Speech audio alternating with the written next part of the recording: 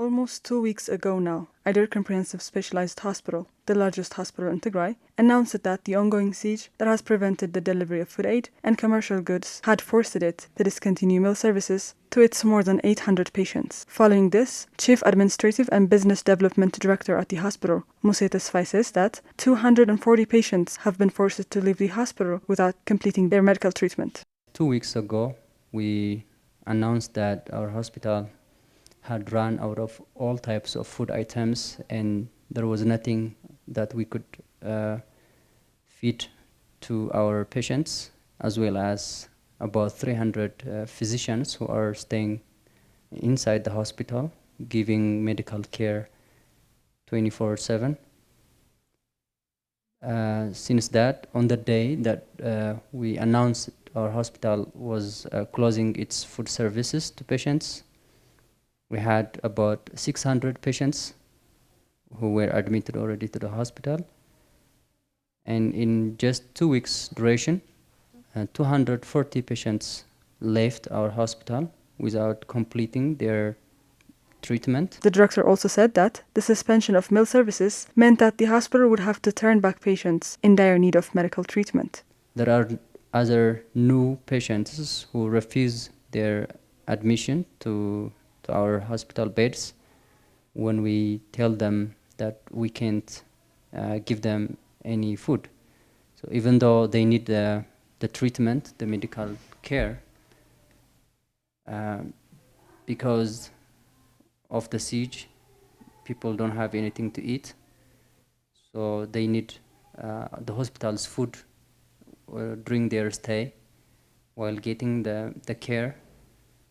But we have to be honest with our patients as well. So when we tell them that we don't have anything to give, they refuse to get admitted, which means they're not getting the care.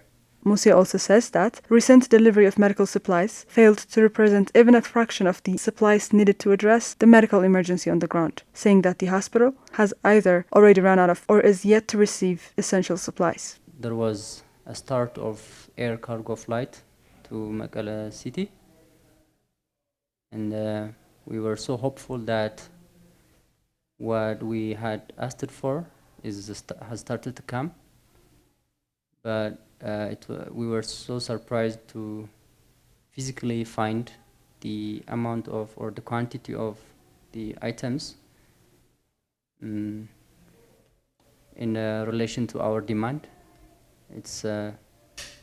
It was actually, we were able to quantify it. It's less than 4% of what we needed. And there is also an interruption of flights. So whatever came was immediately being utilized or given out to our patients who were desperately waiting for the medications for months. Some of the medications, surprisingly, were finished in hours.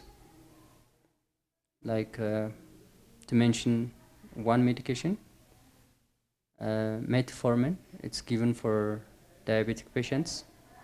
It only lasted for half a day in our hospital. Chief Nursing Officer at the hospital, Tedros Kahsay, on his part, says that many patients have been forced to take medications on an empty stomach following the termination of meal services, and said many forced to terminate treatment are awaiting a painful and, in some cases, a preventable death.